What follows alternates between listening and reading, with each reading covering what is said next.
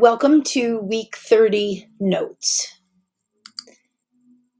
Today we're going to talk about house arrest and electronic monitoring and probation. House arrest can be given as a sentence by itself or in combination with jail time and probation or parole conditions. House arrest, I gotta move me. House arrest is monitored and enforced by parole or probation officers. The offender must be in their home at all times, with the exception of approved hours for work or school. They usually get 1 hour before and 1 hour after their work or school times to allow for errands, personal business, and travel time. The typical conditions apply as well. No criminals in the house with you, no drugs, no alcohol, etc.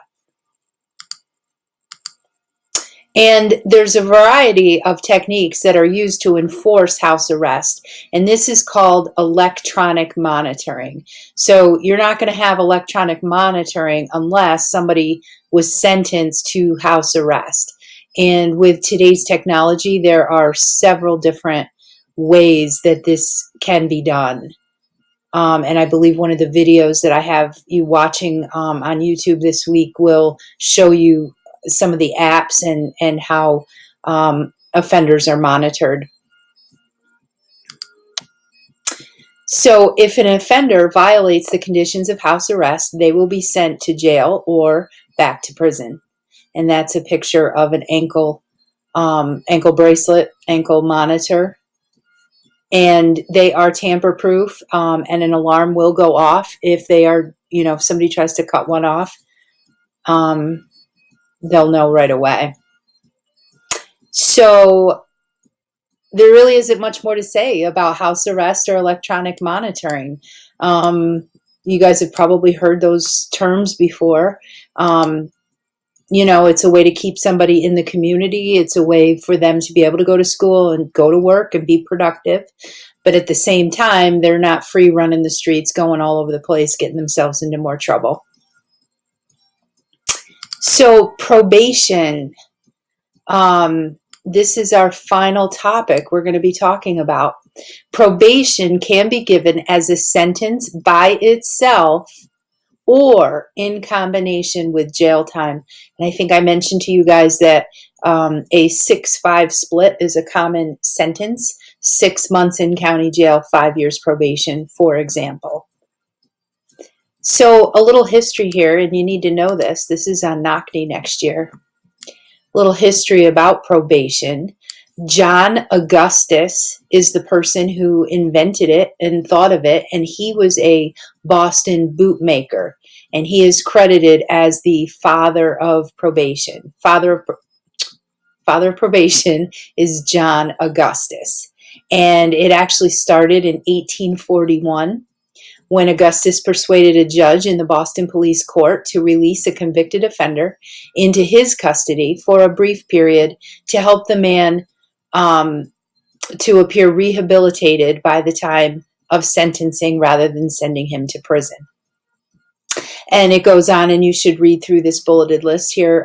It's just a little more information about probation and John Augustus. But you can be sure that there will be a question on your quiz this week about who was the father of probation. John Augustus. Okay, so modern day. Oh, well, I actually just mentioned this. A typical sentence for lower level offenders is called a 6-5 split, which means 6 months in county jail, 5 years of probation supervision. Unlike parole, it is not a gift, but rather an actual sentence or an actual punishment.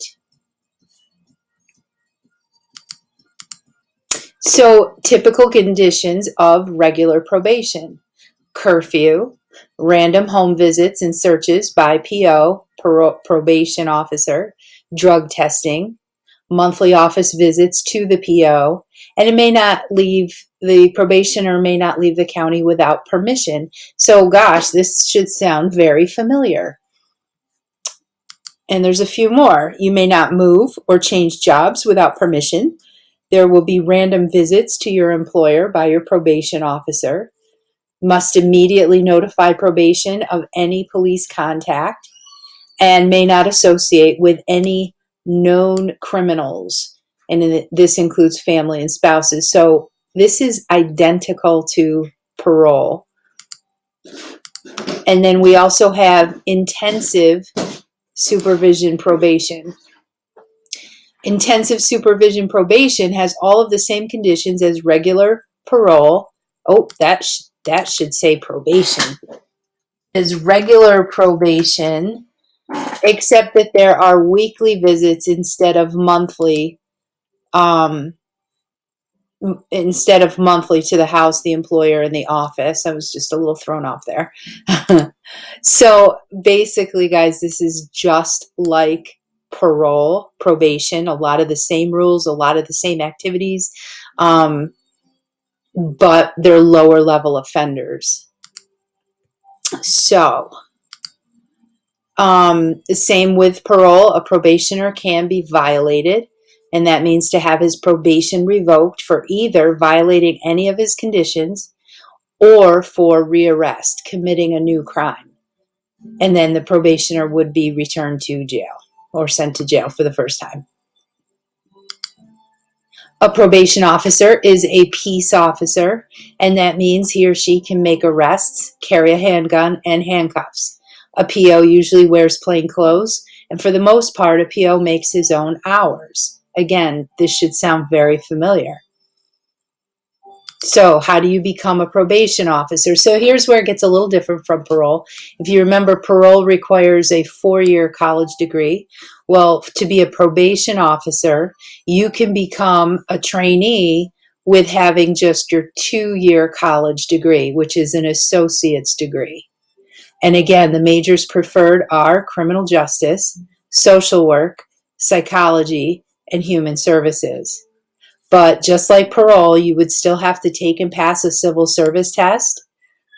You have to pass your background investigation, and you have to pass a physical. So everything is the same, but a little less education is required for a probation officer. And there is an academy. It's about 2 months, same as parole, and you have to pass that and pass all of your other training. And here's where it gets a little more different. Probation officers are county employees. Every county, I'm not going to say every county, but most counties in the state of New York have a probation department. The number of officers that they hire depends on the population of the county that they serve. So whereas parole is a state job, this is a county job. You do get a New York State pension and benefits. They start at about $44,000 a year. Again, this depends on the county you're working in. Cost of living may be a little different. Salaries might be a little higher. If you recall from parole, you're starting at about $20,000 more than a probation officer does, but you also have 2 more years of college. So you could be a probation officer trainee at the age of 20, 21, starting out at $44,000 a year, and then it can go all the way up to $64,000 a year. Same thing with parole and corrections and policing. You can promote up and you can become a supervisor. So you can get a lot more money in time than this. This is what they start out at. So like parole, some probation officers work only with certain kinds of offenders. They specialize and they get specific training for that type of offender. And again, for example, sex offenders, pedophiles, domestic violence, juveniles, and this is where it's really different. We don't have parole for juveniles, right? Because we don't send juveniles to prison. So you could specialize as a juvenile probation officer, and you know, that's a real chance to make a difference. getting involved in a kid's life, your age or a little younger, if they've started to go down the wrong path, if the parents haven't been able to straighten them out and school hasn't been able to straighten them out, it might be that juvenile probation officer that finally is able to make a difference with them. So just like parole officers, probation officers are, I apologize for being in the way here. They're half police officers and half social workers. They are there to assist the probationer in any way that they can and help them work through problems, but they must be ready, willing, and able to arrest them and send them to jail if need be. So you can't feel bad if that's something that you're going to have to do. Probation officers work very closely with local law enforcement, just like parole does. So there's a lot of similarities here. A little less education, a little less severe kinds of cases, more minor type things. Not to say that this is not a serious job, because it is, and there's always, certain elements of danger.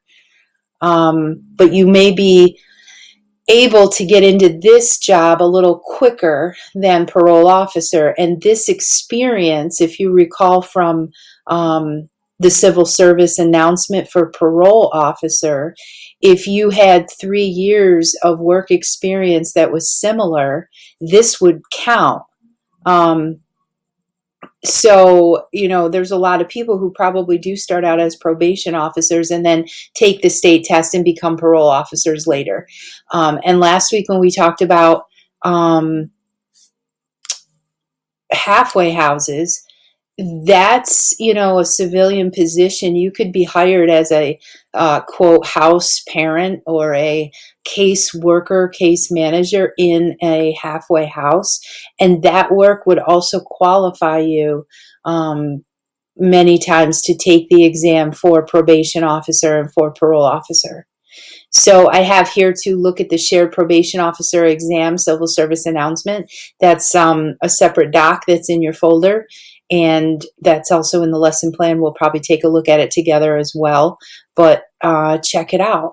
So this week's notes were short and sweet, and this actually ends our corrections unit. So I wish we were able to do it in person, but I think you guys have, gotten a lot out of it. Many of you have commented that you've enjoyed it, and it's definitely sparked your interest as a possible career opportunity, and I strongly encourage you. This is a great field to get into. Okay, bye.